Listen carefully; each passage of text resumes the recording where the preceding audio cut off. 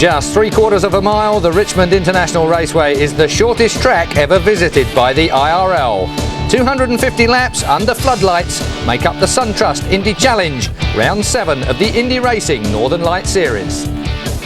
Welcome to our continued live and exclusive coverage of the Indy Racing League. We're in the heart of stock car country tonight. The first time ever the Indy cars have been to Virginia, and the first time on a track shorter than a mile. A new challenge for the teams and drivers then. And to help us through the race, I'm joined by two of our regular Sky Sports guests, John Kirkpatrick and Rob Murphy.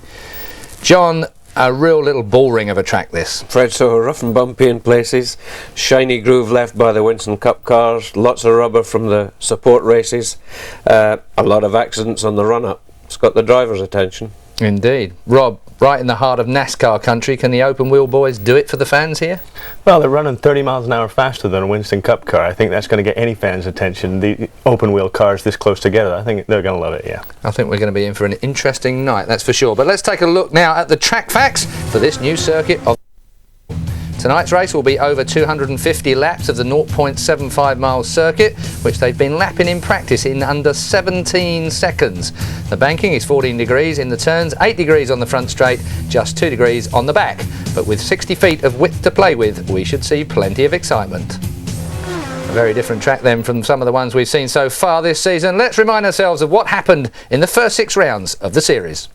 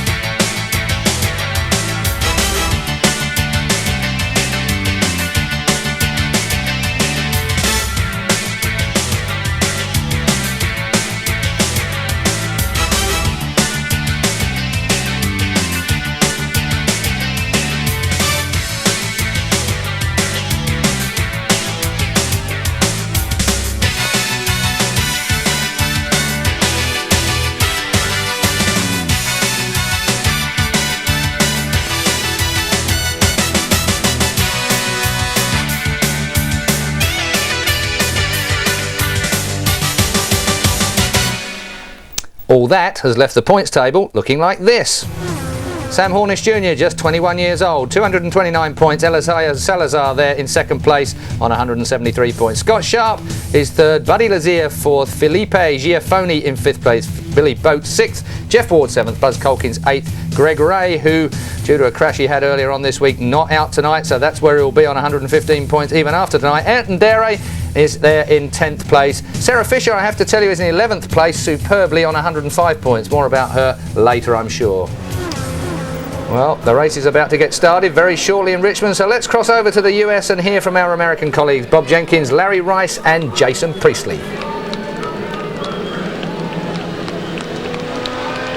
Throughout the evening, we are going to be talking during caution periods with Scott Sharp. We have radio contact with him, and we should hear his comments as we go on through the evening. There is a tremendous crowd on hand here tonight. I'm pumped.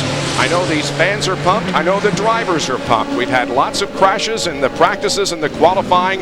Let's hope we have a very safe, a very fast race here tonight at Richmond International Raceway. Well, when they come around and take this green flag, everybody's going to find out real quick how tough this place is going to be in traffic. They haven't had a lot of time out there, especially at night this weekend. Stop number 7 on the 2001 Indy Racing League schedule is ready to roll at Richmond International Raceway, and the green flag is out. We're underway. Turn 2 has been the tricky spot all weekend long. Let's hope that everybody survives and gets through. Turn number 2, so far things are looking very good. Everybody is through safely, and there's a great battle up front for the lead. But it is not Jacques Lazier who comes down and leads the first lap. It's Buddy Lazier with Sarah Fisher second, and then Sam Hornish. Well, Buddy made a great pass going through turn 2, went right around the outside of Sarah Fisher, and it looks like his car's really hooked up tonight. He was very aggressive. I don't think anybody expected him to be that aggressive off of row number 2, but he was extremely aggressive on the outside in both corners. Well, we've said all along since we heard that Richmond was going to be added to this IRL schedule that if they could pass in the corners, we were going to see a terrific battle and a race. And so far, we've seen several passes in the corners as we jump on board with Sam Hornish Jr., the current points leader. Currently third, that's Sarah Fisher just up ahead, and quite a distance up ahead is the leader of the race, Buddy Lazier. And look how Sam has very quietly snuck his way up to third place. He does this a lot of races. His crew and he as a driver tend to make a lot of changes from the last practice session and until the beginning of the race. And it looks like they rolled the dice again tonight. The car seems like it's handling very well. Yes, he started back in 6 spots, so he made a 3-position jump in just 1 lap. Now that he's kind of settled in behind Sarah Fisher, though, and just running there. And his brother, who started from the pole of this race, Jacques Lazier, has fallen back to 4th position. Ayrton Dare is 5th, and Cheever, Giafoni, Salazar, Buell, and Jarrett Schrader complete the top 10. On board on Sarah Fisher's car, looking back on Sam Hornish as Hornish draws in even closer down the backstretch. And you can see Sam Hornish is he gets up close behind Sarah in some of the corners, lays back in other corners. These two have been racing against each other for a long time, all the way from when they were little kids, racing short tracks, racing midgets together. They've got a lot of experience racing against each other. Yeah, he's very aggressive now. He's been moving up on him. Now that he's going to try the inside, he decided not to right there at the last minute. But you can tell when he gets right behind her like he did there, he pushed the front end and he lost a couple of car lengths because of that. There's some drivers who have moved up. In addition to Lazier gaining 3, Hornish has gained 3, Schrader 2, Andre 2, and Billy Boat, who started back in 19th position, has gained 3 spots. So the battle continues up front while Buddy Lazier has opened up a bit of an interval. There's a great battle for second position as Hornish tries the inside on Sarah, and he completes the pass. Sam Hornish Jr. moves to second. Yes, she was very smart there. She let him go. Once she saw him to the inside and the spotters told him he was there, she decided not to race this early side by side and to let him go. It's a good job timing that pass. You'll have to do that all night. Bob, one of the things that can happen so quickly here at Richmond is a race car begins to go away. That seems to be the case with Buddy Lazier in his Tybo Coors Light entry. After running very well, all of a sudden he's radioed in and says it's developed a big-time push, Vince Welch. Well, and don't think something's wrong with Jacques Lazier's car just because he started on the pole and drifted back into the 4th position. Patience is the key for this team. They know they won't be winning on the first lap. They've got to be around for 250. All is well for Jacques Lazier. Jacques Lazier is running back in 4th position, about 6 seconds behind his brother, the leader. Now, Buddy has about a 3-second advantage, 3.7 second advantage on Hornish, but that interval is lessening. Sam Hornish is the fastest car on the racetrack right now. He's about 3 or 4 mile an hour faster than anybody else out there. Buzz Calkins has already been lapped, and so has Jeff Ward. There's our track map. 91 Lazier the leader, Hornish number 4 second, and Fisher 15 third.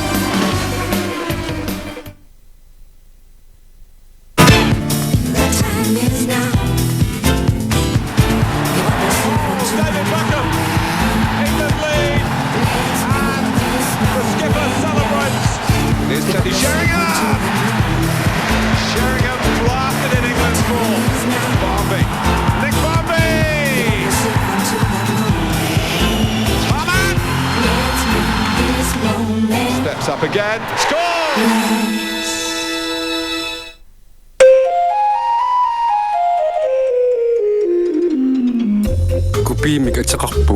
My name is Kupi.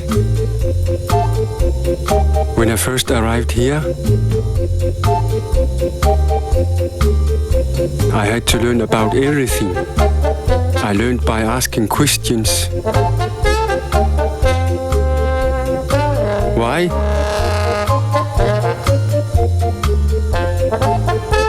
How? What is bullseye? and people ask me questions. Where am I going? How do I take it? Am I more of a spender or a saver? At Alliance and Leicester, we think questions are important too. They help us understand our customers. Once we understand them, we can do what's right for each and every one. Alliance and Leicester, making questions count. We all want to keep fit and healthy. Well, here's a great way to afford the very best in healthcare. HSA. With HSA, one small payment covers all your family for up to 21 great health benefits. For the equivalent of just £5.40 a week, a family of 4 could, each year, receive up to £444 towards dental treatment, £372 towards optical care, £1,380 towards physiotherapy, £6,825 of hospital cash benefits, and much, much more. Whether you receive NHS or private treatment, the cash is yours to spend however you like. And when you join, we'll send you £15 worth of Marks & Spencer's vouchers. For more information or to join HSA today, call 0800 08 54321. That's 0800 08 54321. Ever noticed that your TV remote sometimes has an easy life? Give it a workout with Sky Movies Active, the exciting new interactive movie service for all Sky Digital customers. Zap between listings and trailers for Sky's movie channels. Whiz through local cinema listings and special competitions. Tap your way into quizzes and star biographies. And you can even buy film-related stuff. It's time remotes stop taking it easy. Sky Movies Active. Go to channel 700 and press the red button. Welcome back. Well, while you were away, it's called Sod's Law and we work to it occasionally. We've lost the pole sitter. This is what happened. Jacques Lazier, the number 99 car, found himself on the outside of Buzz Colkins as they dived into the very, very tight turn here and just touched rear wheel to front wheel of Buzz Colkins, and the pole man finds himself jammed in the wall.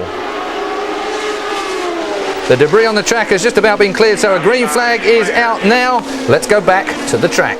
Giappone did get around Dare on that pit stop, so he now runs in front of him as they're in heavy traffic. Sarah Fisher is next in front of Giappone with Dare right on his bumper. And then Cheever, Salazar, Buell, Unser, and Dismore.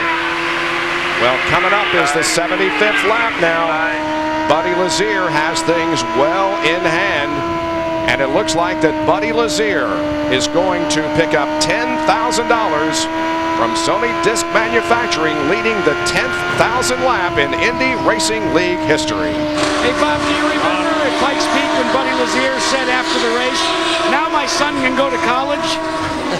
I wonder, now that Buddy Lazier's picked up that the $10,000, maybe he can go get some post-grad work done. I think he's going to get the Buddy Lazier Memorial Library. Well, we're watching this battle here between Giappone and Dare. This is for third spot. As you pointed out, Jason, a couple of Brazilian drivers who don't run on the ovals, but they're making some very, very impressive moves here tonight. And Dare goes inside of Giappone. Wow, Giappone almost hit the wall there. Inside, he's still there. And Dare completes the pass and goes to third. This has been a great battle ever since the green flag fell. I think we're going to watch these guys mix it up all night long. Now Eddie Cheever Jr. closes in on Felipe Giappone. Cheever running in fifth spot. Look at him shift right at the start-finish line, but he drives down into the corner and then shifts again.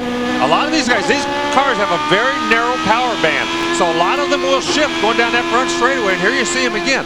They've got three top gears. They'll run fourth, fifth, and sixth, all as a top gear, and if they get hung up behind somebody, they'll shift to get more power off the corner, and then they might shift another 1 or 2 times during that lap.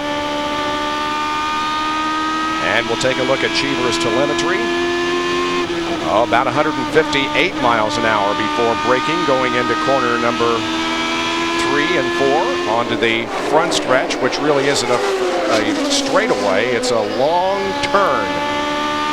Yeah, and he is catching Giappone. I think Giappone has, whatever they changed on that pit stop, it didn't help them. I don't think they're running as quick as they were before. And you can see that it looks to me like he's pushing the front end on that car. And Larry, you can see that Cheever's got a handful of wheel, especially when he comes out of the corners.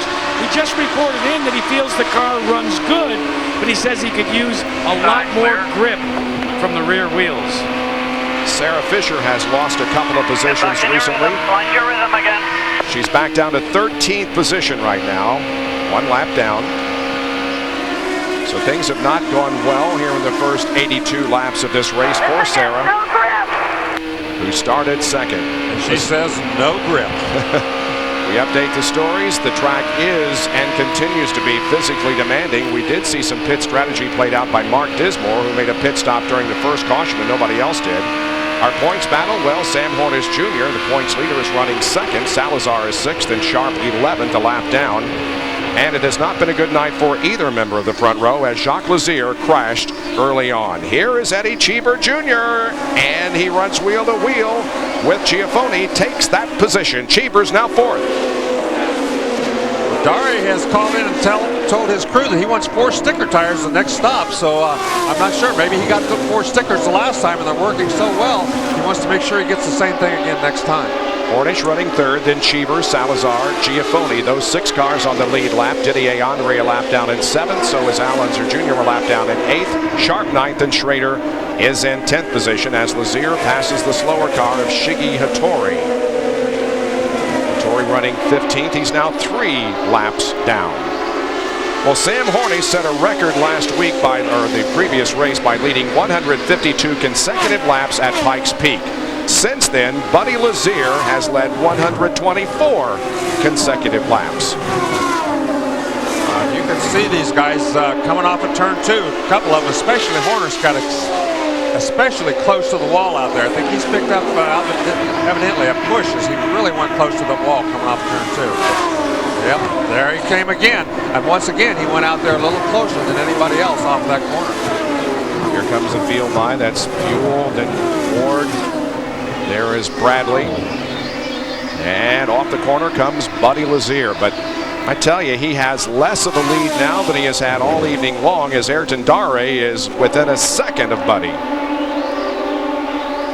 You can see how quick those laps go. We saw the last car, and then the next thing we saw already after just a couple of green laps was our leader Lazier.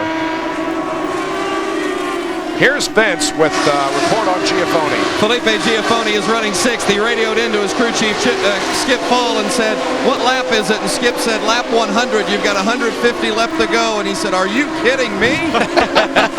And Skip Paul said, "This racetrack's going to make a man out of you." Boy, it will, too. I'll tell you, if you're not ready physically for this place, you're going to be in big trouble in a hurry. There's our leader, Buddy Lazier. Now his lead is just a little over a second over Ayrton Dare, with Sam Hornish Jr. running 3rd. And we have a crash down in turn 4. It's Sarah Fisher. Sarah whacked it good. She whacked it hard. Stay in the car. Stay in the car. The wheel out in third. Oh. She did hit it hard. And she's waving, shows she's all right. She's just so loose. Yeah, she it's hard to can't. hang on to it. I'm so sorry. Oh. Okay, don't worry. Don't worry. You okay, Sarah? Tell us you're okay.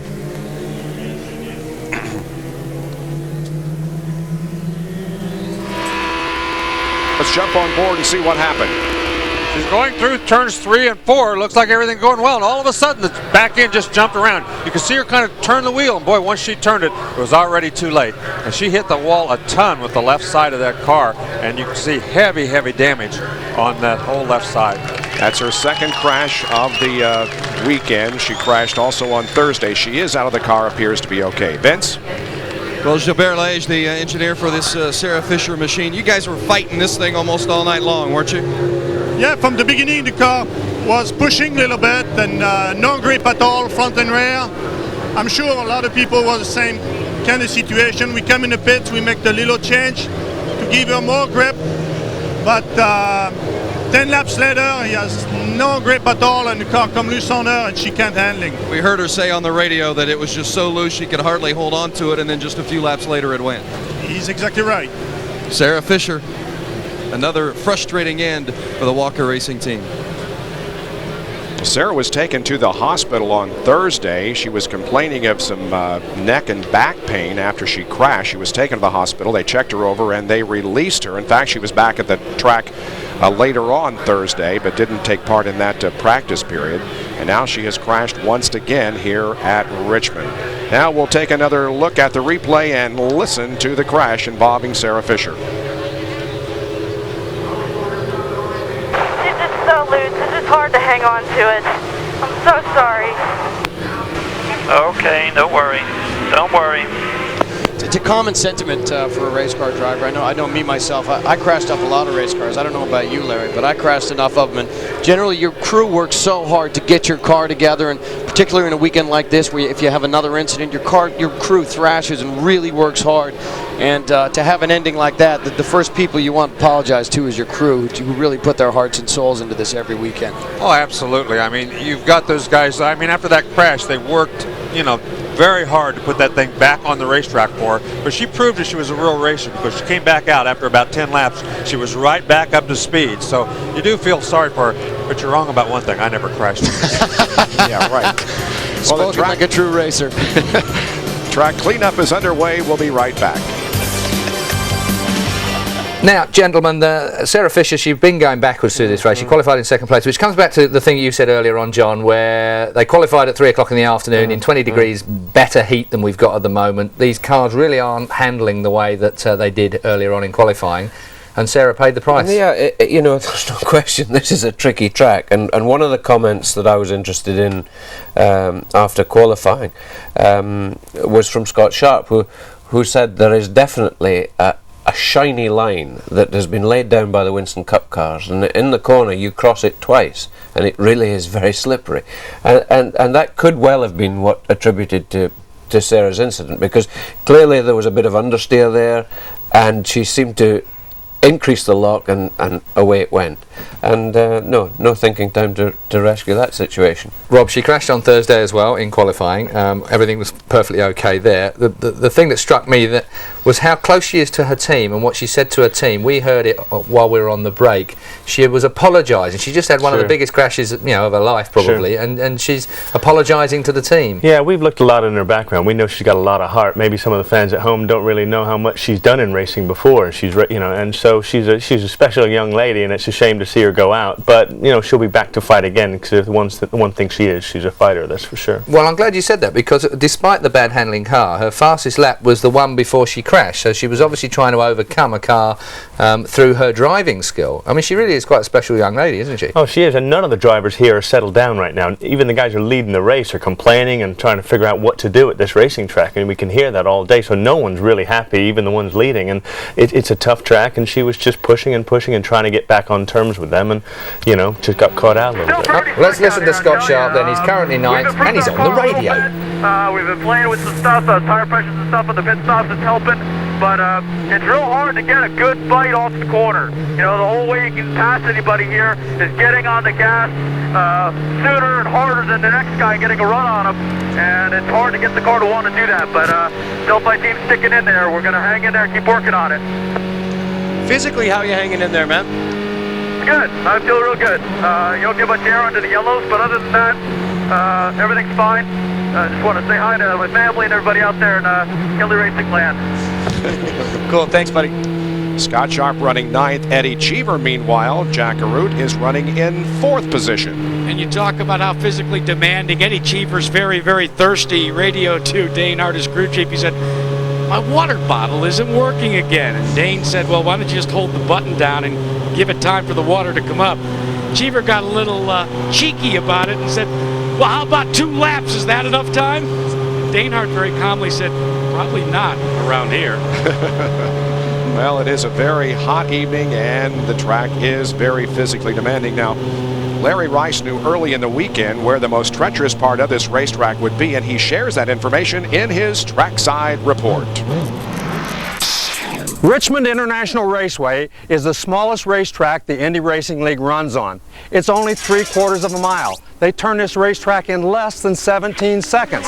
It's very busy, it's very tight, it's a bull ring. But that doesn't mean they can't race side by side. Going into turn number 3, it's a big wide open corner. They can run side by side all the way through there and coming off of turn 4. Going into turn 1, it's also big wide open sweeping corner. But coming off of turn 2 is the tightest place on the racetrack. Not because it's more narrow, but because of the banking. It drops from 14 degrees back in the middle of the corner to 2 degrees here coming off of turn 2. So by the time you get to this point, you have to be aware of anybody that's around you. Your car wants to slide towards the wall. So if there's somebody out there, you've got to give him room. If you don't, and you touch wheels, there's going to be trouble.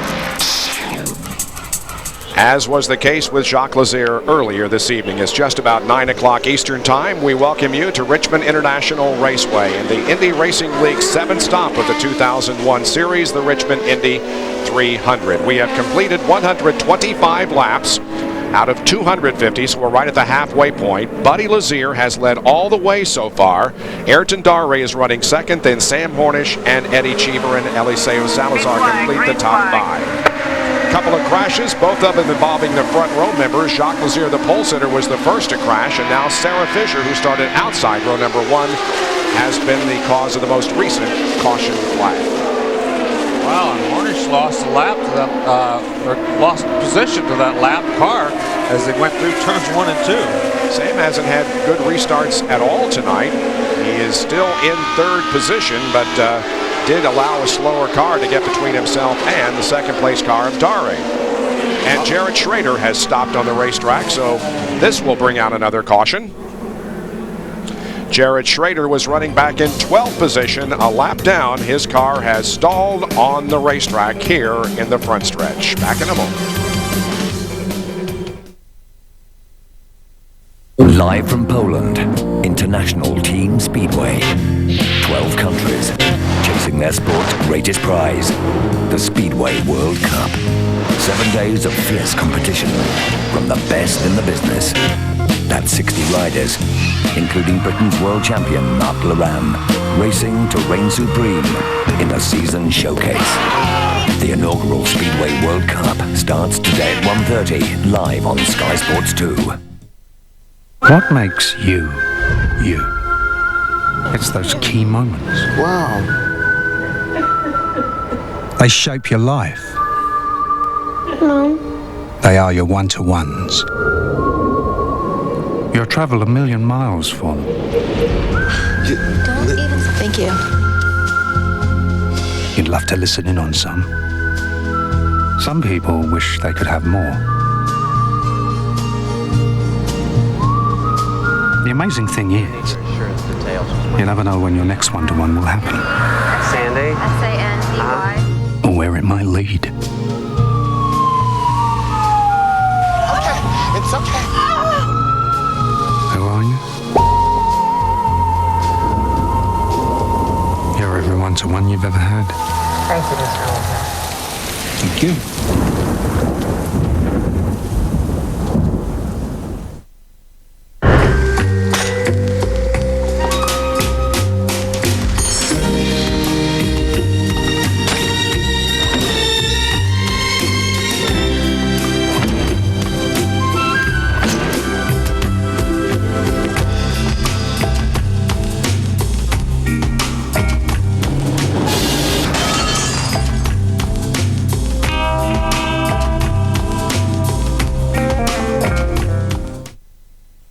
I've had the privilege and saved pounds on my motor insurance. I've had the privilege and got a great deal on breakdown cover. I've had the privilege with free 24-hour accident recovery.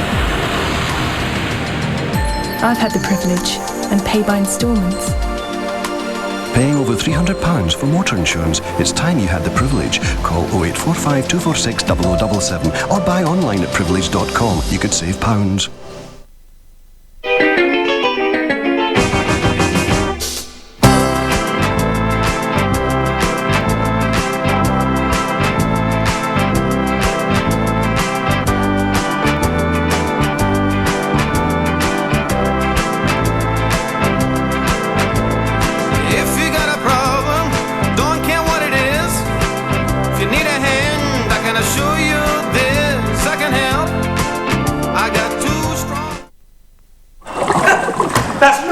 I want this in raffle. Signed and sweated.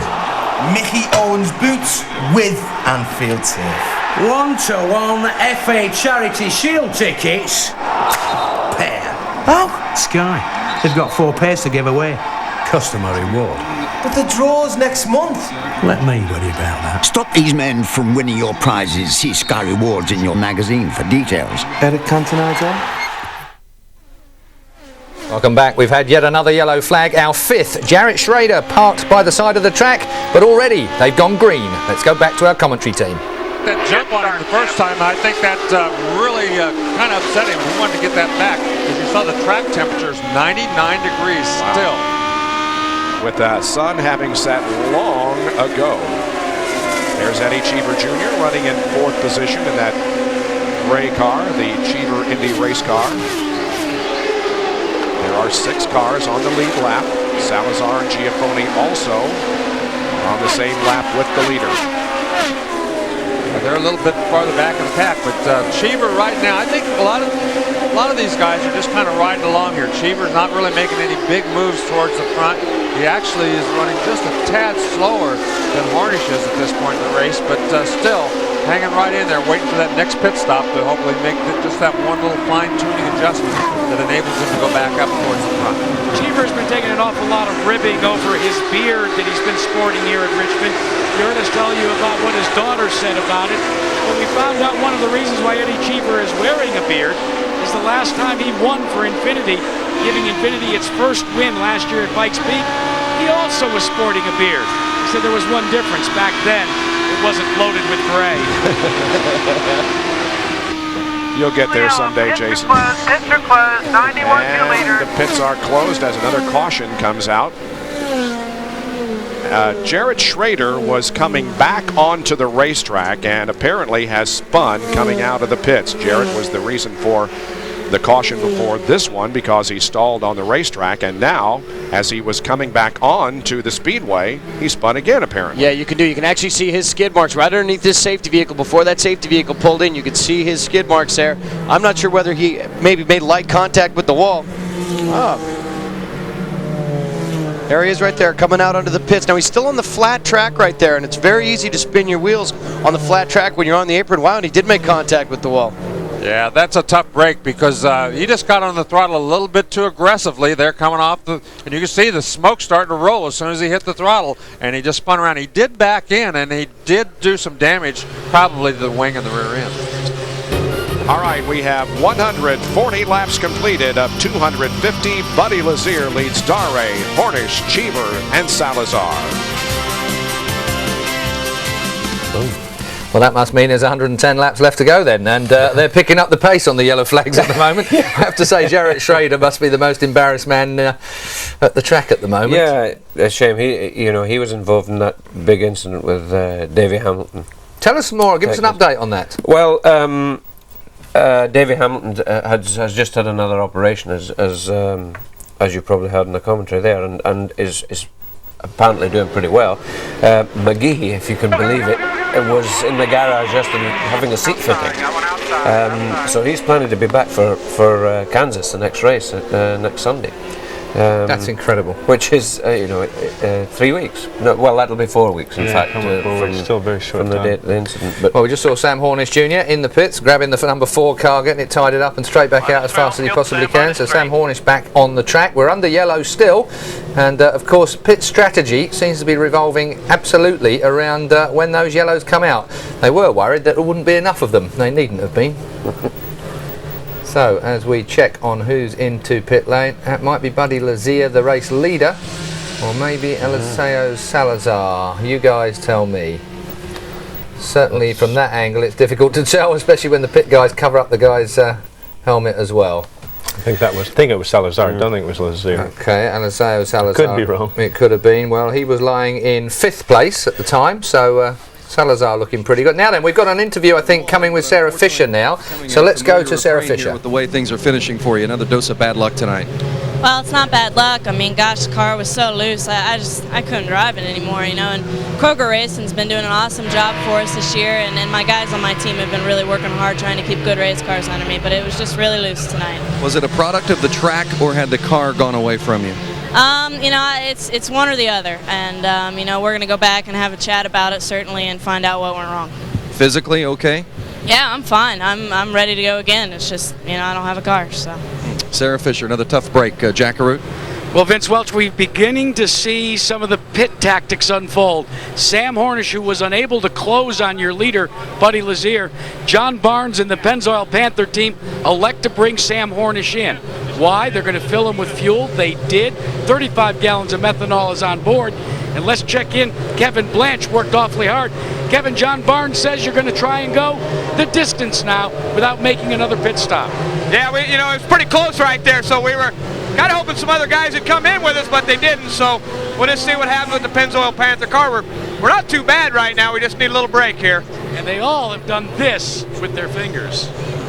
By the way, another member of that Pennzoil Panther team, Mike Griffin, his daughter, Sky, was recently selected as the Indiana Law Enforcement Officer of the Year because of a heroic rescue she made in a fire. And we just want to say congratulations to her and Mike and everybody at Panther Racing. Absolutely. And on a sadder note, we want to offer our condolences to the Chandler Bruning family who got killed at Pikes Peak earlier this week. A tough break for that whole family.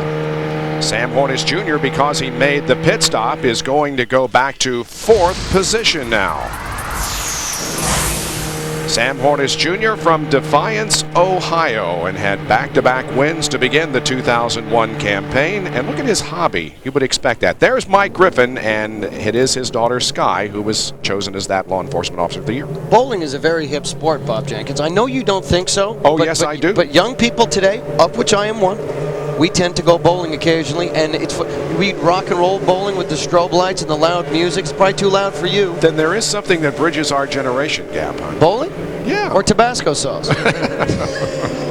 Well, there are two other cars that came in. Salazar and Giafoni both made the pit stop when Panther did, so there's 3 cars that could possibly make it to the end. Guys, and you see Eliseo Salazar, and right up ahead of him is the car of Mark Dismore. Now, Dismore is a lapped car. Salazar and Dismore's teams have communicated they're going to allow Salazar to go by him because he's on the lead lap. But Mark Dismore radioed in and said, you make sure our spotter confirms to their spotter that we're doing this, and they remember. Hey guys, nothing is for free. That's you can right. Be sure of it, especially on the racetrack. One of these days, I want that favor returned, and That's I want right. it well documented. Ayrton Dare is lined up right behind Buddy Lazier. Eddie Cheever is third, then Hornish, Salazar, and Giafoni. Those 6 cars are on the lead lap. Let's take a look at the fuel in these cars. They have 35 gallons. They get 1.8 to 2 miles per gallon. They get better under the yellow. Compare that with your passenger car, 17.5 gallon capacity, 25 miles per gallon. But believe me, they're going to be nervous because if they can't get a little over 2 miles per gallon for the rest of this race, they're going to have to make another pit stop. And we will go back to racing in less than 2 laps. There's look at this. Dare pit team out there. Well, now this is a smart move on his part. If he comes in now, takes on fuel and tires, he is more likely to make it to the end than everybody else. But with only 1 lap to go, can he do that and get back out there without losing a lap? We will have 101 laps to go. And they will go back to green next time. Here's the remainder of our schedule this year. We've got 6 more races. We'll be in Kansas City this coming Sunday. Then our first visit to Nashville's new speedway on Saturday night, July 21st. We'll go back to Sparta, Kentucky, and Kentucky Speedway on the 12th of August, and St. Louis on the 26th. The brand new Chicagoland Speedway at Joliet on September the 2nd, and then the closer in Fort Worth. Vince? Well, you saw Ayrton Dare's crew get out over the wall as if they were going to do a pit stop, but that was not the case. They were just going to get ready in case Lazier's team came in, wanted to err on the side of safety. Jack Arute. And Vince, one of the reasons why the leader, Buddy Lazier, did not pit was tires. What the crew hopes to do is run as long as they can so that they can have the freshest Firestone Firehawks for the remainder of this race. Ditto for the Infinity Power Plant, Freddie Cheever Jr. They feel they can go as far as another 15 to 20 laps. They said that could be the difference, especially on this super slick track. 99 laps to go, coming up on 98 as Buddy Lazier continues to lead. He has led all the way so far. Ayrton Dare right behind him there, about a second behind him. Well, Dare was very nervous under that yellow. I think he wanted to pit. The team decided not to pit. And right now, he's kind of backed off a little bit. He's not going to race right now because he's afraid they might run into fuel trouble. This is Ayrton Dare's 16th career start. His best finish was at Pikes Peak last year when he came home runner-up, and he had a 5th place finish at Pikes Peak recently. And it seems like that despite the fact that he didn't grow up on this type of racetrack, that he does excel on the smaller ovals. He is a fearless kid. I spent some time with him this weekend and talking to him about being here and testing, and the fact that he did get to do some testing here. But he's really a fearless kid. He's, he's loving racing these cars. He's loving being in this series. He's just having a great time.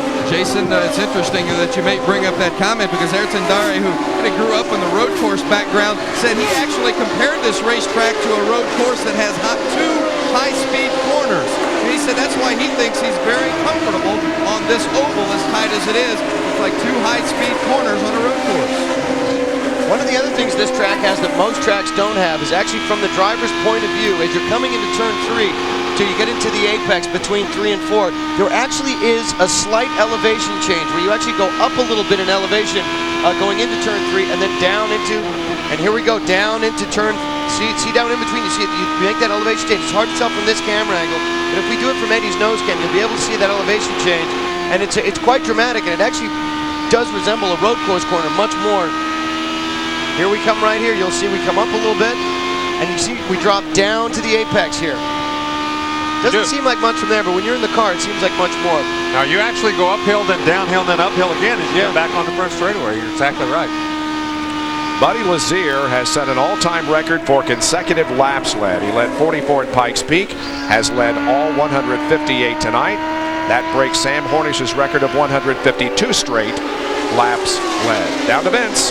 Well, we saw Jared Schrader in the TriStar Motorsports car have it come out from under him a couple of times. So take us back through what happened, Jared. Well, on the restart, my car just shut off coming out of turn 3. Yellow again, it went back into the pits. They thought maybe the battery had died. Went to leave the pits, the car didn't sound right. And as I was going to merge back into the track, the motor let go and spun me into the inside wall.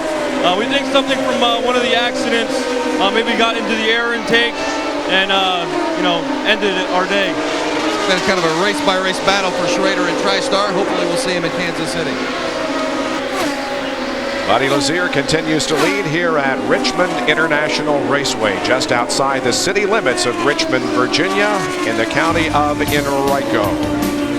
We'll take a break and be back with more live action. The Richmond Indy 300. Stay with us.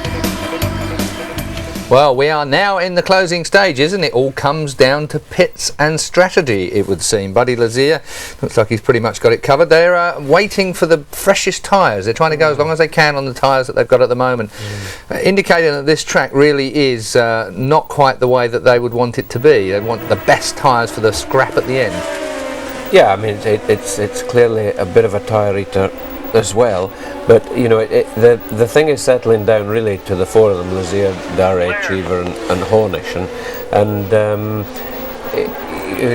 I was waxing lyrical about Eddie, but Eddie's in a good position, it seems, and he seems like he's closing now. We've got a bit of debris again, so we might have another yellow in a moment. It looks like they'll go yellow, and that's really what they're looking for. Where Hornish came in and pitted that time and believes he can go to the end, well, he will be, because there's a yellow, but these guys will pit on this yellow. My thoughts are that Lazier, the reason he wanted tyres to fight with late on in the race is because he was expecting a fight. It was going to turn into a real scrap in the closing stages.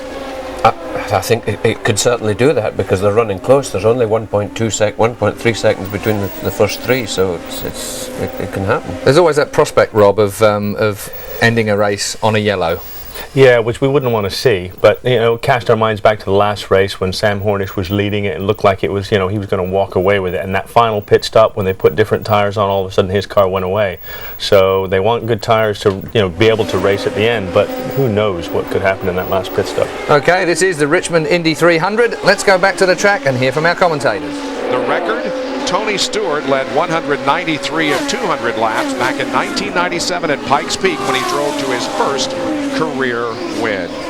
And by the way, he of course won here at Richmond International Raceway in May in his NASCAR Winston Cup race. Well, I'm going to make a prediction that he doesn't lead every lap because I think somebody will stay out the next time he pits, even if it's under yellow. I think one of those three guys that pitted earlier will not go in, and therefore they will inherit the lead. So, Larry, that's exactly what Sam Hornish and company are hoping for. They do not intend to come back into the pits. But boy, I don't know. That's an awful long time to go on a tank of fuel. You better be pretty ginger on the throttle most of this section of the race, let me tell you. Sam Hornish, not a young man known for having a light right foot. Here is Buddy Lazier as we go on board with him. That is Bonnie Beechler that he puts a lap on. Beechler is running in 12th position, and he now goes 3 laps down. That's Shigeatori right in front of Buddy now. And he's probably going to, he puts him down as he heads into turn 1. And most of these guys have been very courteous when they've been lapped. Their spotters tell them, they move over, they get out of the throttle. All you have to do is crack the throttle just for a second and let that guy go on in, then you can pull right back down in the lane. And most of them have been very courteous in doing that. As I say that, Cheever almost gets 3 abreast back there as we're coming up on a couple of lap cars. And we're on board with Eddie Cheever Jr. running a very strong third here tonight. I do want to say that smoke from Jared Schrader's car must have been the engine. We thought it was tire smoke, but it must have been engine smoke because he said the engine let go coming out of the pits. Yeah. Apologize for that error. Hey, Bob, earlier this week I had an opportunity to run into an old friend of mine and an old friend of yours. Paul Sawyer and the Sawyer family were the ones that first built this 3/4-mile speed palace before selling it to the International Speedway Corporation. Paul Sawyer celebrated a couple of days ago his 85th birthday. And I'll tell you what, I think he could beat you and I in a foot race around this track. And the Sawyers were always one of the reasons why I enjoyed coming here. They're a great family, and they've done a tremendous amount for racing in this area. About 72 laps to go here in this race. Oh, man. Giafone had a moment there as he passed a slower car. Boy, he certainly did. That was Mark Dismore. He was going around, and Dismore luckily saw him and got out of the throttle quickly. And now here he comes up on Dismore's teammate, Scott Sharp. Sharp, meanwhile, has Robbie Buell right ahead of him. And of course, our leader putting Felipe Giafone a lap down. So that's the 6th place car, and now 5 drivers are on the lead lap. But it'll be interesting to see how much longer Lazier can go. Remember, he did not pit either, and Cheever's in the same boat. So probably all 3 of those guys are going to have to pit soon. And do not forget what happened at Pikes Peak when, again, Sam Hornish dominated all race long until the final pit stop and got a set of tires that just didn't work right with the car, and he ended up, of course, finishing in 2nd position. Yeah, and stagger is so critical. I think we called them bad tires there. There wasn't anything wrong with the tires. It was the fact that the stagger changed ever so slightly, and they measured the stagger on these cars in hundredths of an inch, not in quarter. Oh, saw a little bit of a wiggle right there. Oh, we got a crash. 91 Jew later. Giafone and Dare are both in an incident. Oh boy, that's really unfortunate. You got your 2nd and your 4th, 5th place, 6th place car there. Yep. That's too bad. Giafone had just driven a terrific race, and Giafone has had an incredible finishing record in this freshman year in the IRL. He has never finished outside the top 10. He's finished 6th, 4th, 10th, 10th, 2nd, and 7th, but it's not going to be that good tonight. And you can see when Dare got out of the car there, obviously he's very unhappy with somebody. I don't know whether it's Giafone or somebody else, but obviously he feels like he was wronged in some fashion. Well, guys, the Ayrton Dare team was very excited when they found out that there was a yellow, because I just reported that they needed the yellow. But they were extremely disappointed when they found out the yellow was because their car was involved in the incident, obviously ruining their chances of victory. Wow, and some great driving there by a couple of drivers. Eddie Cheever Jr., I believe, one of them, dodging the accident. Sorry, he was trying to sneak under Giafone coming off the corner, and when he got on the throttle, it looked like he just did a little wiggle, and when he did, let's take another look at it. Coming off of this corner, they're side by side, and he wiggled a little bit, got his right front into the left rear of Giafone, and both of them ended up in the fence. Looked like Giafone was giving him enough room and holding his line, didn't it? That's Al Unser Jr. that drove through the crash along with Eddie Cheever. Yeah. So. Yeah, look right here, right there. He did a little wiggle, and just when he couldn't correct it, he did get it almost corrected, but not quite in time before he got into the side of Giafone. Tough break for both those guys. Boy, being in Al Unser Jr.'s position and Eddie Cheever's position here, this kind of stuff gives you nightmares right here. You just have to point it in one direction and hope it was the right move. Yeah. He lost the back end, and when he corrected it, really took a jump and just turned to the right and got right into the side of Giafone. Well, not hard contact with either driver, but it was enough to break some suspension parts. Well, the pits now are going to be open. We're at the 185 lap mark. Well, here we go, guys. This is going to be it. Well, Lazier and Cheever, this is a big break for them. They both need to make a pit stop fairly soon. Down to Vince. Good break for Cheever, but a bad break for Ayrton Dare's team. Mark Guida, you guys really had it going on tonight. Things were going great. The crew had a great stop on the first stop of the 1-800 Bar None crew, and we were just kind of hanging. We were about 10 laps from a fuel stop, and we needed a yellow, and unfortunately it was us. Bad news for Ayrton Dare, but good news for everybody else, fellas. Let's see who comes in. Lazier and Cheever on pit road. So is Jeff Ward. Lazier just missed his pit. Buddy Lazier misses his pit. Has to go all the way around. Meanwhile, Eddie Cheever hits the marks directly in front of his pit. The crew goes to work. Both of these cars were down to the last 3 laps in terms of fuel. So you can hear Cheever lighting it up as he goes back out on the racetrack. Your leader will no longer be Buddy Lazier. Wow. A costly miscue. No kidding. And Harnish also went back in the pit area for some reason, so he does not gain the advantage we thought he was looking for. Part of the problem, which amazes me, fellas, is Lazier pits just past an opening in pit road. There's plenty of room. He came down very, very quickly and literally just overshot the pit. Didn't see the crew going to work. He makes it proper now. They do go to work. They will make no major changes. But at this point in time, you can hear the frustration as he lights up the tires in that pit stop. The other thing about this pit area is usually you have cement pit boxes. Here it's all pavement, so it might be a little slicker. He might have just misjudged and overshot that pit. Larry, he never even turned in. Didn't he really? No, he absolutely could not see his pit crew. This pit lane is very, very wide. They were ready and situated in such a way that he just drove right by them. It was at the last minute that he looked over, and even though there's a full face shield, you could see the whites of Buddy Lazier's eyes. He was startled.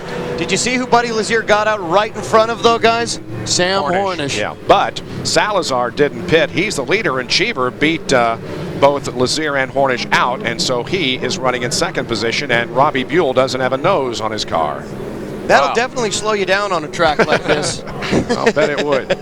Robbie Keep your feet nice and cool, too. Unser Jr. has stayed out, so he's going to gamble by staying out. He may be the one guy who stays out there and tries to win this race on a pit stop strategy. And this change of a nose by the 24 was by design, but they are going to hold him on pit road because he passed the pace car. What they had planned to do was change that nose. There was a piece from the Team Purex Buell entry out on the racetrack, and the next caution, which is this one, they determined they were going to change the nose, but with as short as this racetrack is, you have to take the old nose off, put the new nose back on. Fuel held briefly because he passed the pace car. The leader now under caution is Eliseo Salazar at Richmond. The Masters are back. Good goal. Over 300 legends exhibiting their skill and flair. 28 teams of stars competing in six-a-side football.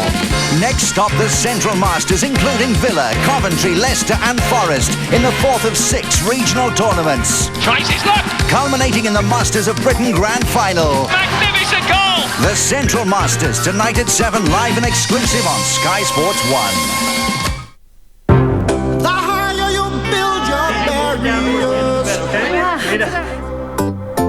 The taller I become, no matter, 'cause there's something inside so strong. I know that I can. When the world is weighing on you, look around. Because I'll be standing beside you. I see, I know what's inside. There's something inside so strong.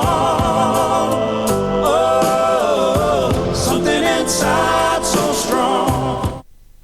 A mystery buried in time will unlock the door to the future. Don't stop. Angelina Jolie is Lara Croft, Tomb Raider. You lot today, it's all work, work, work.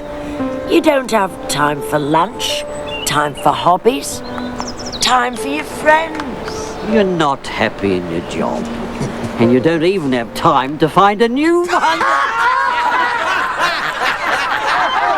WorkThing saves you time. Tell us exactly what you want and go straight to jobs that are right for you. It's a job thing, a skills thing, an advice thing. It's a work thing.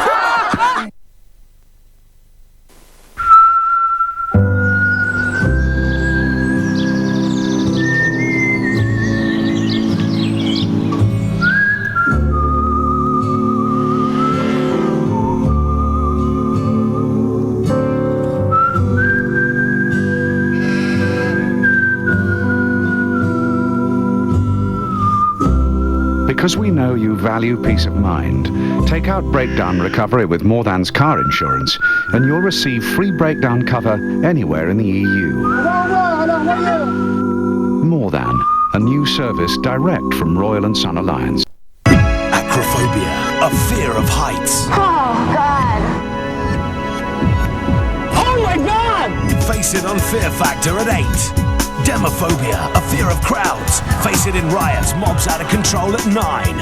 Technophobia, a fear of technology. Van Damme faces it in Cyborg at 10. I like the misery. Confront your primal fears, Tuesday from 8, Sky 1. The green flag comes out, and Eliseo Salazar is leading for the first time since Homestead. He led 16 laps there and finished in 3rd position. Eddie Cheever Jr. is 2nd, then Lazier, and then Hornish. Yes, Lazier is on the hunt already as he's up there in lap traffic right behind Cheever. And look how close this is coming off of turn 4. Boy, oh boy. Now then we'll see. You see how you had to shift gears? When you're in the traffic and once you get around them and can run on your own, you can go up another gear. That's only about 75 to 100 RPMs difference, but that's a huge difference in these cars with the horsepower range that they have. Well, look at the way that Cheever and Lazier are catching up to Salazar.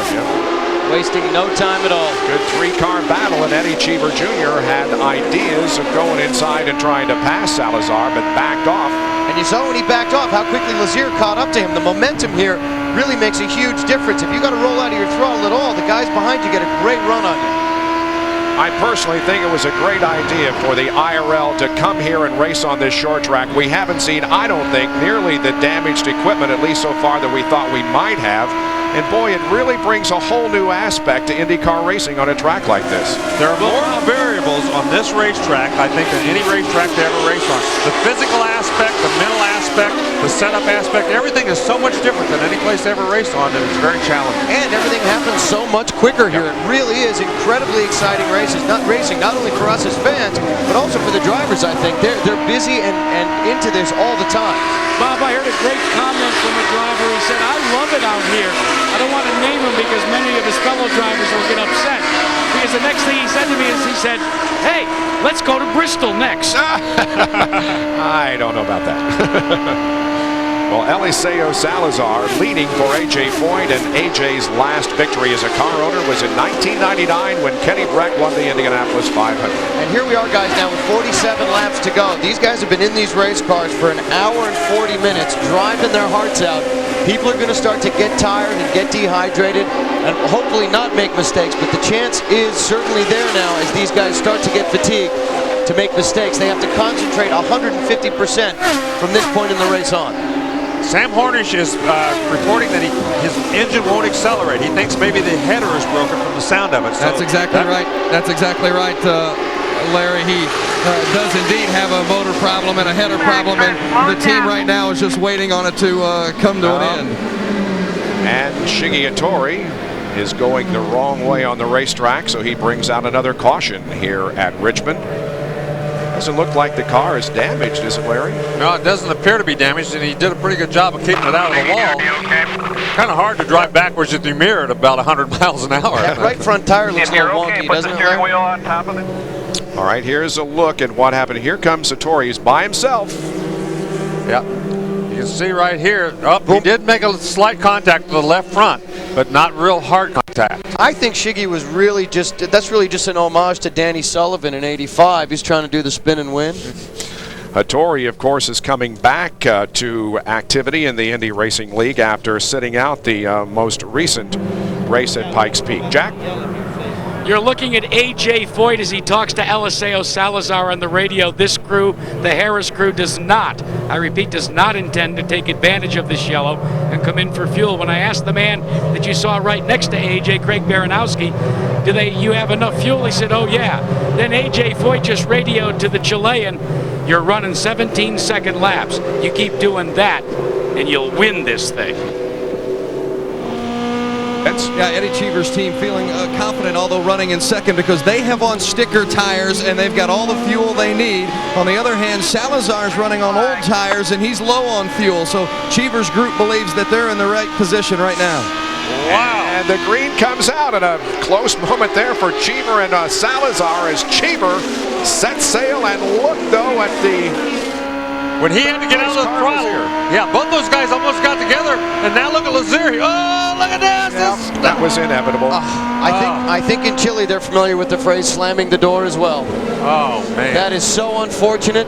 Eddie Cheever Jr. talked so much after the Texas race about pulling stunts like that, and I don't think he has anybody to blame but himself. Boy, that's a tough break for Salazar. He had this thing pretty well in hand, and tough break for him, because Cheever was just so excited. He knew his biggest chance, his best chance was going to be on that restart. He made one move, it didn't work, so he tried to make another going into 3, and there just really wasn't enough room. Eddie Cheever Jr., running second, is out of the race. Eliseo Salazar, the leader, is out of the race. Buddy Lazier inherits the lead once again. Sam Hornish, Didier Andre, and Al Unser Jr. are the top 4 on the lead lap. Didier Andre, the only other rookie in the field except for Felipe Giafoni, up into 3rd place because of that accident. Yes, but he has run very, very well all night long. He's remember, he passed our leader, I think it was Sam Hornish, in 2nd earlier in the race, so he's been very much on the mark after going down a lap early. Cheever climbs out of the race car. You notice he's wearing the Hans device, so many of the Indy Racing League drivers are wearing that this year.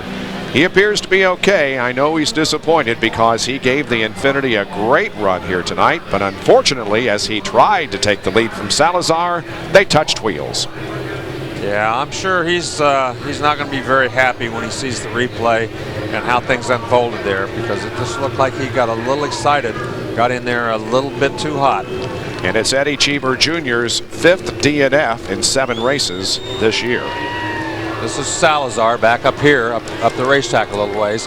When they made contact, Eddie obviously went on farther down the racetrack, but Salazar still there as we see Eddie walking back toward the pit area.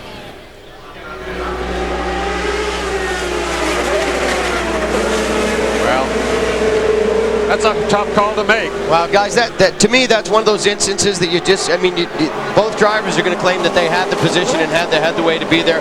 That's one of those crashes that's just racing, you know? Yeah, I agree. The first angle we saw, it looked like he kind of stuck his nose down in there. But from the other angles, it looks like he had he was up there a good ways, but tough break for both of them. Here's a view that we had. Yeah, he was, man, a tough break for both those guys. You know, this is when the race like this, though, when you take a chance. We said they're going to wait till late in the race. Well, there's only, 30 or 40 laps left. He took a chance, Salazar took a chance, and it just didn't work for either one of them. Late in the race, tired, dehydrated. Lose your concentration for a millisecond. That's how quickly it happens. Make a bad error in judgment for 1 millisecond. Stick your nose in there a little further than maybe you should. Salazar doesn't look in his mirror quite as much as he should. This is what happens. Yeah, it was a tough break, and like I said, both of those guys could have avoided that had either one of them just given away a little bit. Yeah. Slow motion here as we ride with Buddy Lazier. He has the bird's eye view of what happened. As you see right there, he pokes that thing right down there. Stop it right there. You can see how low he is on the racetrack. He's very, very low. Salazar right here is up more in the groove, but Salazar came down. By that time, Cheever saw that he was coming down and he got on the brakes, but he just didn't have enough time to miss him. Eddie Cheever Jr. has just come out of the infield care center, and Eddie, tell us what happened during that incident with Eliseo. I got up beside him coming out of, he had older tires than I did, coming out of 2. He went up high, I got up beside him, I was in the bottom line, and he just turned down. And there's just no place for him to go, no place for me to go, and we collected. I mean, I would definitely had enough room. Anyways, the officials will tell us what happened. Bob. Eddie is, as you can imagine. Did you get the subtle sarcasm in that, Bob? Very unhappy at what has happened. Here it is from his onboard camera once again. This is down the backstretch. Well, from his in-car camera, I have to agree with him. It appears that he was up there a long ways. But once again, either one of their spotters, I think, could have told them, give room, and they just didn't do it. While we're under caution, we're going to take our last commercial break. We'll come back with the remaining laps in a moment.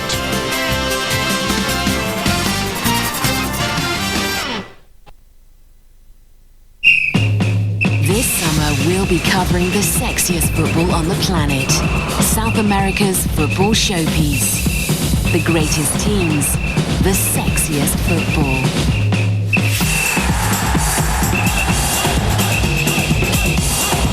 Copa America. 26 live and exclusive matches, sponsored by Stan James. Coming soon, only on Sky Sports Extra.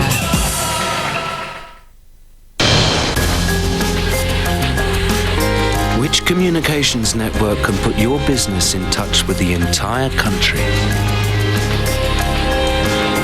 A whole region? An individual city? An apartment block? Number 34? Or just Pete Smith, who's about to become your next customer? Think Royal Mail, and you're in business. Excuse me, there's lipstick on these glasses. Oh, I'm sorry. I'll get you some fresh ones.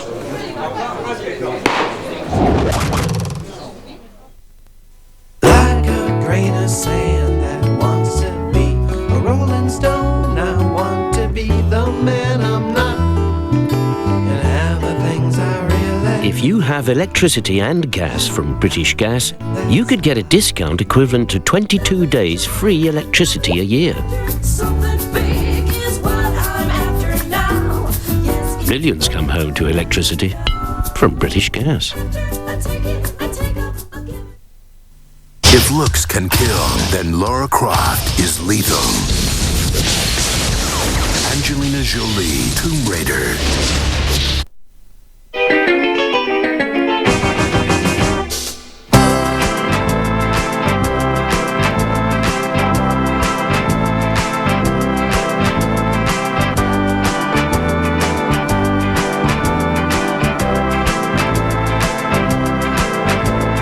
If you got a problem, don't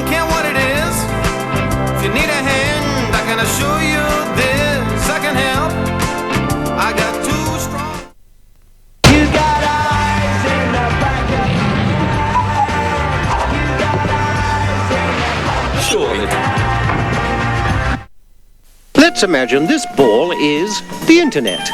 You want to play with it, but you've forgotten the time restrictions. That's where BT Internet Anytime comes in. For a mere $14.99 a month, you can surf whenever you like, as often as you like. Just call 0800 800 801. Welcome to Sky Travel, the holiday channel with vacation ideas from around the world. Sky Travel shows you the most glamorous holiday hotspots and how to get there. Whether it's thrills and excitement, cultural discovery, or tranquil relaxation you're looking for, Sky Travel can help you get away for the perfect break. Now available from midday to midnight, 7 days a week, Sky Travel is taking you places. Well, Buddy Lazier, as you remember, stayed very calm after he missed his pit stop and had to go back around. He watched and he said on the radio after the Salazar Cheever incident, boy, sometimes you just get paid back. Right now, the crew's very happy with the car. They're happy with the performance. In fact, they just think that Lady Luck Vince Welch may be shining on them yet again. Well, we reported a little while ago that Sam Hornish Jr. was experiencing what they thought was a motor problem, possibly a bad header. And they said, we're just going to hold on. Either the motor's going to go or the race is going to come to an end. We'll see which happens first. But right now, Hornish is running second. 22 laps to go. 22 laps to go. Alonso Jr. has got around his teammate Andre. He's now third. Yeah, he snookered him on that start. Just went right around the outside. And now then he's going to try the outside on the Purex car of Robbie Buell. Wow, and Sam Hornish is just trying to make a charge to the front right now, guys. He's trying really hard to get up front, but it looks like Little Al's actually reeling him in. Little Al's very aggressive here. He's a very competitive guy. I asked him last one of the races recently why he was so mad he qualified 10th, and he said, because I wanted to be first. Jack Arute, what's the medical situation on Eliseo? They continue to check him over in the infield care center, but the IRL officials have told me he's expected to be released in 15 to 20 minutes. Alonso Jr. is third, going for his first top 5 finish since last July at Atlanta when he ran in third position. And you can see right here the way that he's catching Hornish. It looks like Hornish probably does have some sort of a minor motor problem, something that's not taking him out of the race, but is slowing him down somewhat. You remember earlier on in the race, his car was lightning quick, and he was able to put it pretty much anywhere on the track he wanted.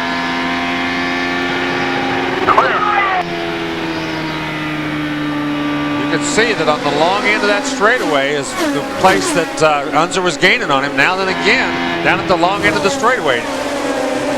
He got out of the throttle, though, unlike Cheever, and let Hornish have the spot. Well, you know, I'm not really blaming Eddie, but it was certainly an accident that I think he was in a position to avoid. Buddy Lazier is going for back-to-back wins. He won at Pikes Peak a couple of weeks ago. Drivers that have won back-to-back in the IRL: Ari Leyendijk in 97, Kenny Breck in 98, Greg Ray in 99, and Sam Hornish earlier this year. Buddy Lazier is finally starting to have some fun in the race car. He just said, wow, I'm having a good time. And then Ronnie Dawes, his crew chief, radio back, said, you've got a strong lead. Don't beat the horse up. His lead is 5.3 seconds over Sam Hornish, who has Alonso Jr. all over his rear wing. Yeah, Unser looks to be very strong right now. They're running almost the same speed, though.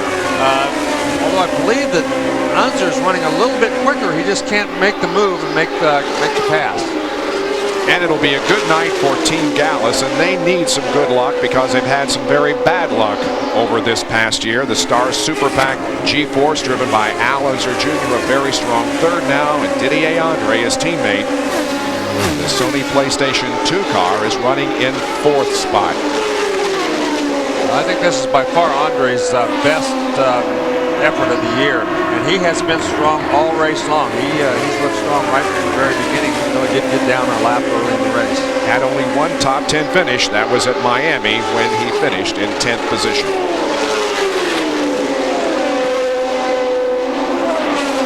So the laps are winding down quickly, coming up on 11 to go. All these guys have to do now is keep their nose clean, especially our leader, Lazier. If he just keeps his nose clean when he gets to traffic, doesn't force anything, then he should be able to pull this thing home with victory, as he's got almost a 6-second lead right now. That's been a good couple of weeks to be a Lazier boy, hasn't it? Jacques, of course, his brother was the star of preliminaries as he won his first pole position, and probably the best news of all was that Angelique, Jacques' wife, as Jack Arute reported earlier, gave him the news earlier this week that they are going to have a little one. So that's the best news that the Lazier family could receive. Guys, you're watching Al Unser Jr. stalk Sam Hornish Jr. Unser Jr., remember, was a lap down at one portion during this race, but they got the lap back. They've made several adjustments with the wings and the stagger of the tires, but right now the car's hooked up, and they believe they can catch Sam Hornish Jr. in these final 8 laps if there's room to do it. Well, they're going to have to catch some lap traffic. I don't think he's going to do it on an open track, and just as I say that, they catch up with Buzz Calkins, but now they have... looks like, can't tell which one of the Shelby cars, that's his Sharp, that they're catching right now. So if they catch him, he might provide a little pick for Unser to use. You know, and even if he doesn't get by Sam Hornish Jr., this would be a great event for Al Unser Jr. You know, he won the 3rd IRL race that he ever ran in back in 2000 in Las Vegas, but still looking for his first top 5 this season. And as Jason noted earlier, really with Didier Andre running 4th, it's just been a good night all the way around for Dallas. Way to go, Sam. Keep digging, keep digging.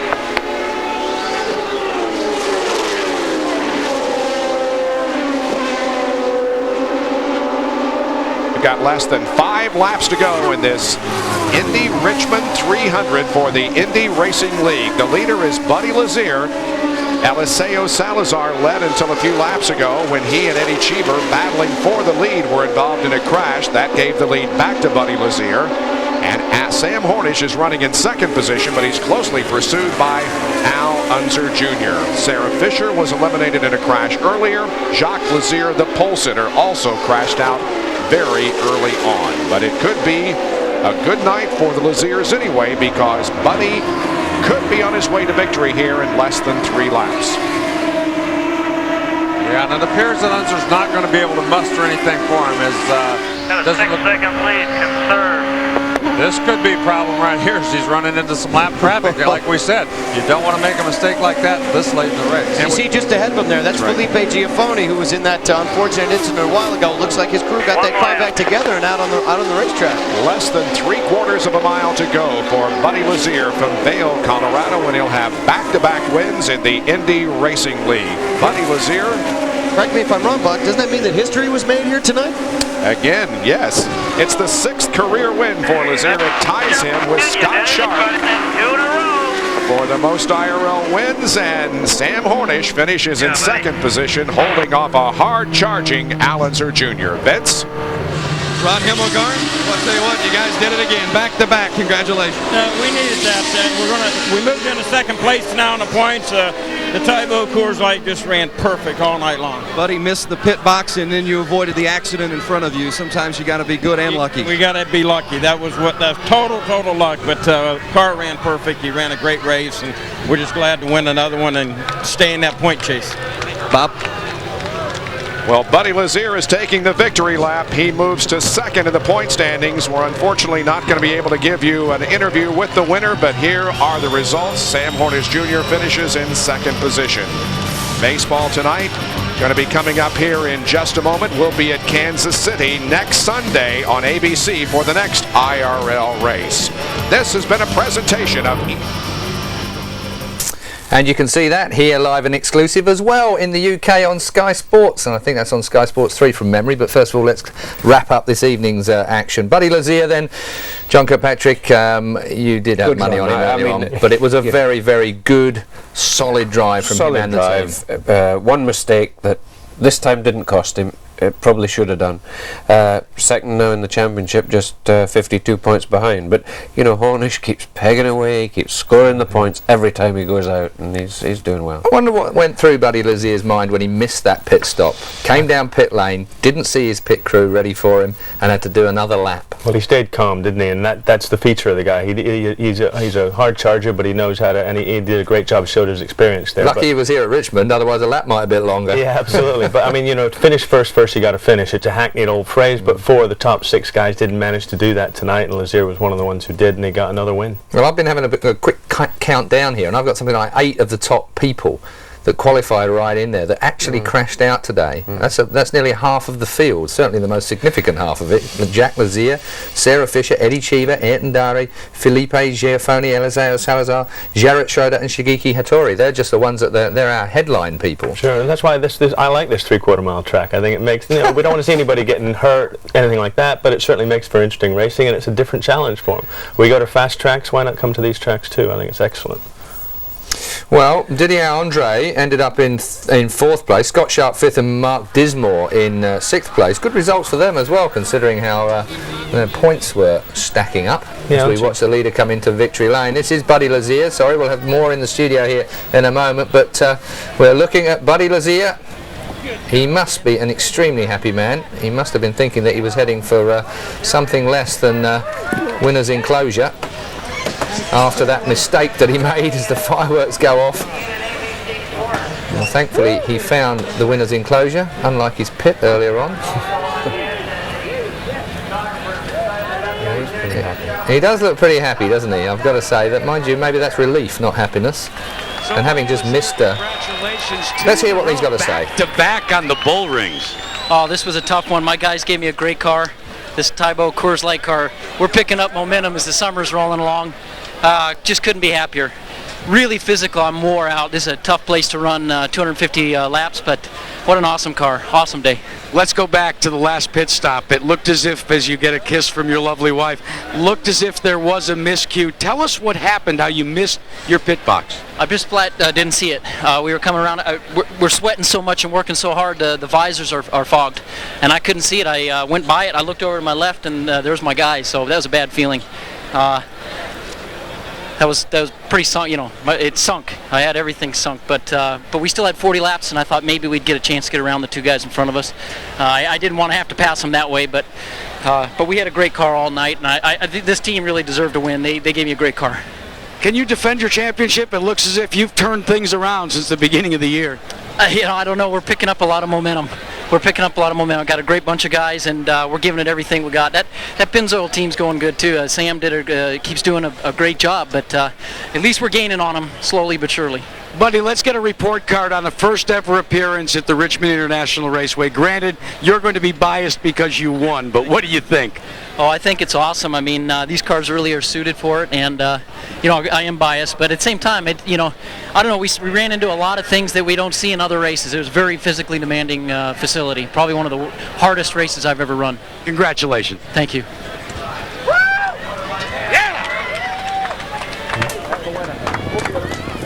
Buddy Lazier, very, very happy there. He is biased, but you can't blame him for that, can you? He went through hell out there, it would seem. 250 laps of this place. It's a wonder they didn't turn to... Any win is memorable, isn't it? Indeed, it is. The first time there.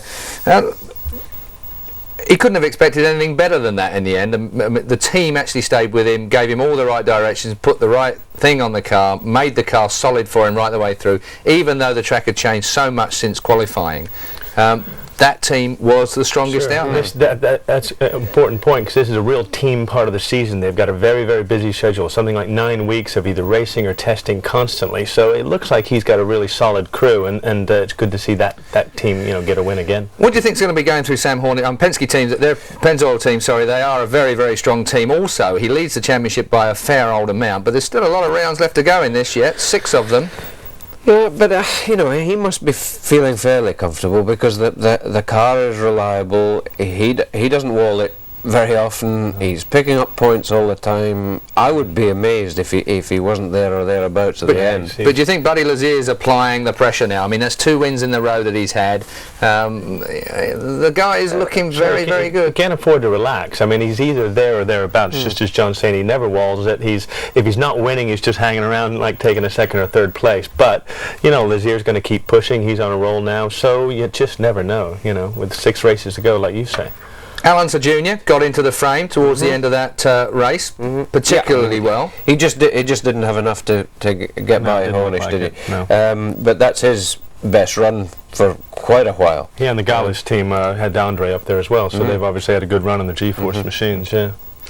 So all in all, as far as the verdict is concerned on this track, Rob? Oh, I like it. I think as long as we don't have accidents that cause any problems to injury, I think it's, I don't want accidents at all. It's just great racing, and he liked it. He said he was biased, but I think it offers something else to the fans. So. Well, I certainly know that John Kirkpatrick's going to be biased because your money was on Buddy Lazier, and he seems to have enjoyed himself. I think he is on a bit of a roll, but you know, it's good to have a variety in these tracks. There's no question. And next year we'll go to Michigan. I mean, Michigan's a very high-speed track, and it's going to be interesting. This is developing into a really good package. 14 rounds next year. Well, that's it as far as this week is concerned from Richmond. Next week we'll be back for the Ameristar Casino 200. It'll be our first visit to the Kansas Speedway, and the action will be live and of course exclusive on Sky Sports 3, and that's on July 8th at 6 p.m. My thanks then to John Kirkpatrick and Rob Murphy, and we'll leave you with some of the highlights from tonight's race. Good night, see you next week.